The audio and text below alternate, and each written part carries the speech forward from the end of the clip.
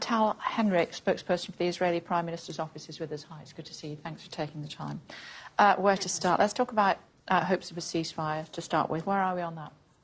So a ceasefire that would leave Hamas in power and our stolen people, the hostages in Gaza, is simply not an option. We said in the past that we would be willing to facilitate humanitarian pauses in the fighting, as we did back in November, for the release of more hostages. We are exerting very heavy military pressure on Hamas and also pursuing the diplomatic avenue behind the scenes to try to yield another framework that would see the release of the 134 remaining hostages. For 33 of them, time has run up, and we're hearing horrendous accounts from hostages who returned about what the hell that they're living through. We know for a fact that some of these young Israeli women in captivity for 150 days now are being sexually abused, raped. Their plight should be at the forefront of every international discussion about this war. But you see, we're trying to reach another framework, but Hamas so far, they present a delusional demands, Kay. U.S. Secretary of State Antony Blinken, he said that they were non-starters. Our Prime Minister Benjamin Netanyahu, he said that they were delusional. And just 2 days ago, President Biden said to the American press that Israel has put a rational offer on the table. That's how he called it, a rational one. So there's no hope of a peace deal on the horizon?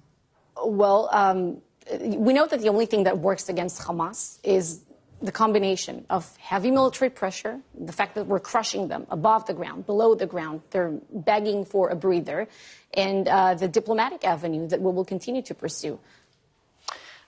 You do say that your plan is to demilitarize Hamas. How effective is that goal?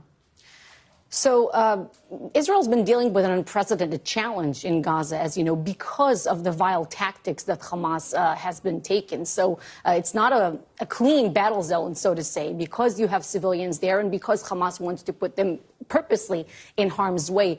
And nevertheless, our progress on the ground against their terrorist organization has been unprecedented. The scope and the pace in which we're taking out the terrorists, dismantling their infrastructure, destroying their chain of command, their battalions.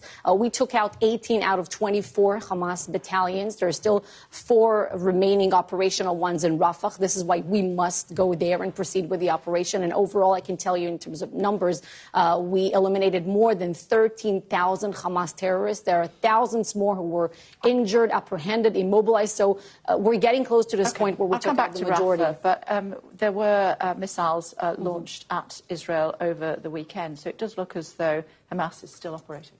But it is true. It is true, and it's very good that you're reporting this because this aspect of the missiles, I know that in some interviews, it's not even been brought up. We took out more than 90%, I can tell you, of their missile manufacturing capabilities, so to say, and their stockpiles. But of course, there's a war going on. There's still a lot to do on the ground.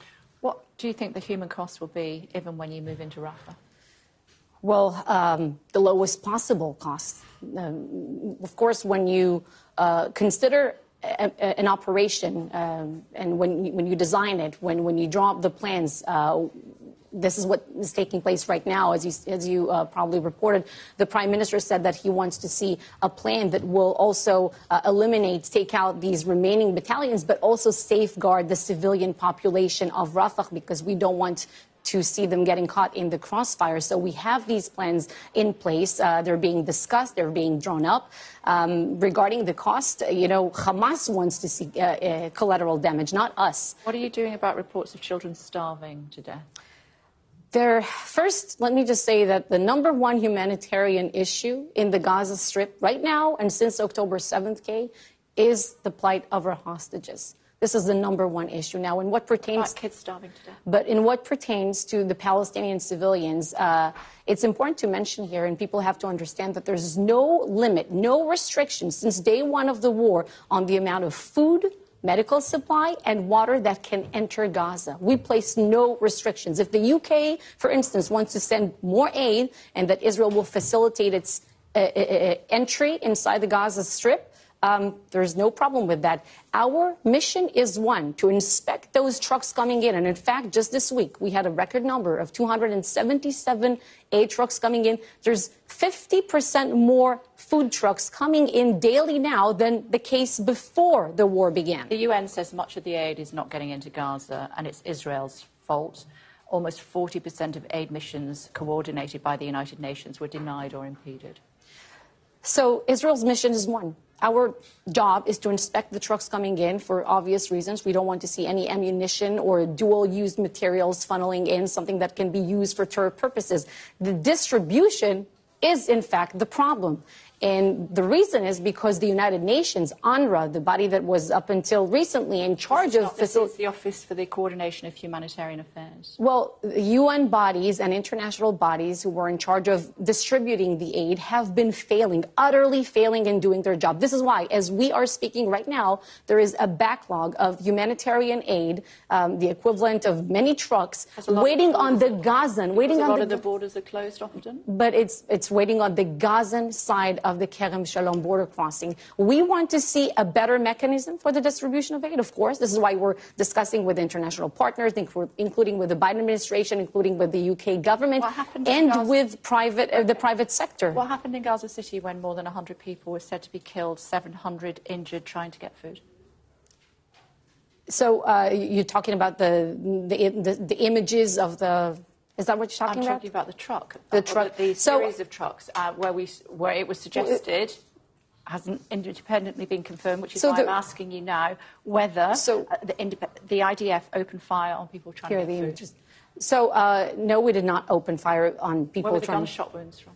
So we have seen no evidence of that. So again, the images that you're showing right now, it's a very, very tragic, scenery, and the tragedy should be blamed on Hamas.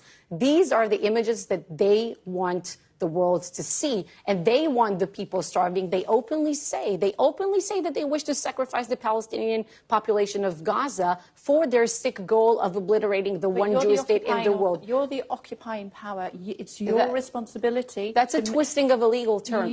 That's a twisting of a legal term. To make sure that people in Gaza don't starve to death. And we have gone to unprecedented lengths in the history of modern urban warfare to safeguard the civilians of Gaza and to ease their suffering, which is exactly the opposite of what Hamas is trying to do. Hamas are the only ones.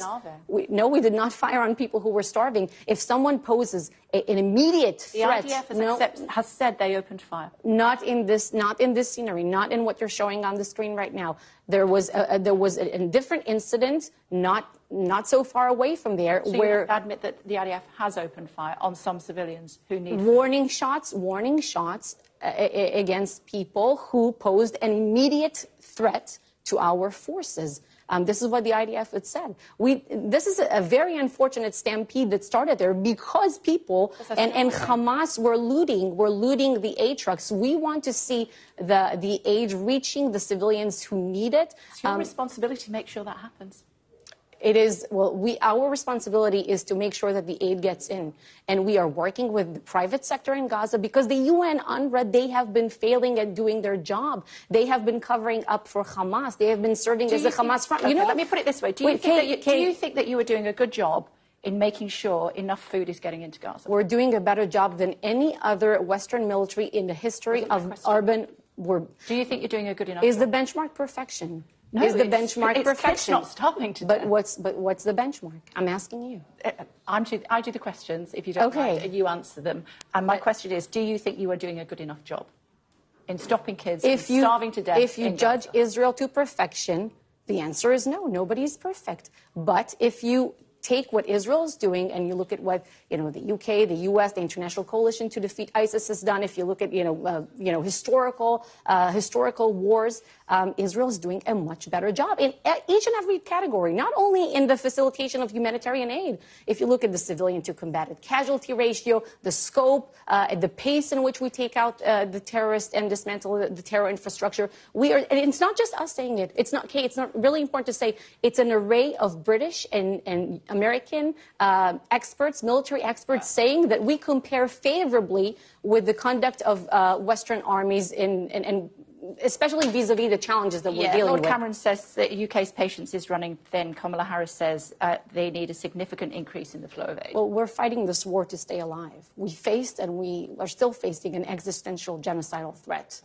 Okay. Sadly, we're out of time, but I really appreciate you taking the time to join us today, and hopefully we can continue this conversation. Thank you. Thank you. Stay tuned for more.